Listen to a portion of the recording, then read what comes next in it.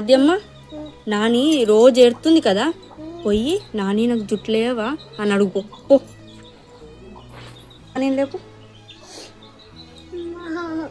లేస్తుంది, ఏమనుకో లేస్తలేదా పో.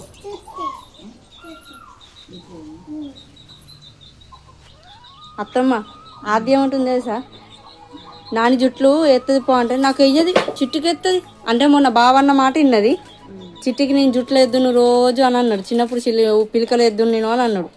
ఆ మాట పట్టుకొని నాని నాకు జుట్టు ఎత్తలేదు అని అంటుండు.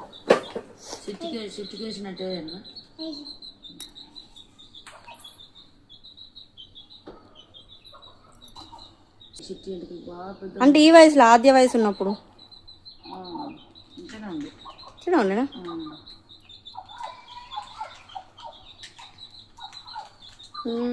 ఆద్యమ్మ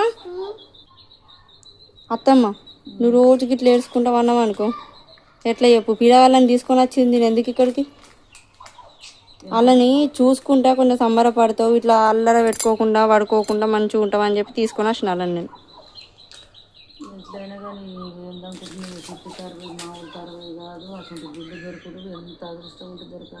కరెక్టే, కానీ ఏం చేద్దాం ఇప్పుడు? చిట్టి వస్తుంది మనకు, చిట్టి రాదు. అంత పానం ఉన్నది నా మీద, నేను దాని మీద అంత పానం. అసలు తల్లి నాకు భూమి మీద ఎన్ని జన్మలు ఎత్తినా అసలు బిడ్డ పుట్టుడు కష్టం. కరెక్టే, తెలివి అది ఎంత నిజాది మంత్రాలు, ఎంత మంచి తెలివి. అసలు తెలివిని అడుగు అంత మోసం చేసిపోయిండు.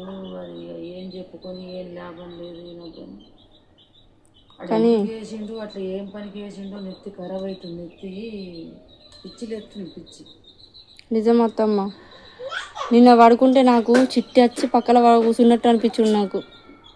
రాత్రి తెల్లందాక నిద్ర ఉండలేదు నాకు అసలు. చూసినా నిన్న రాత్రి నువ్వు బాగా ఏడుతున్నావు, నాకు అర్థమైంది అప్పుడే.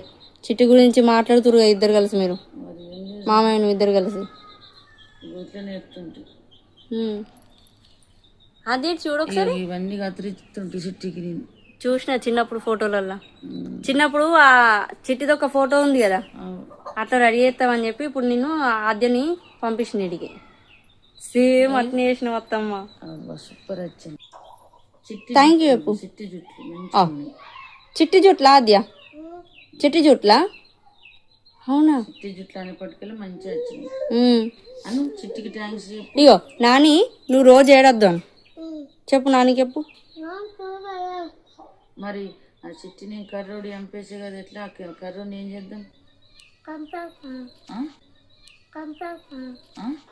చంపేస్తావా?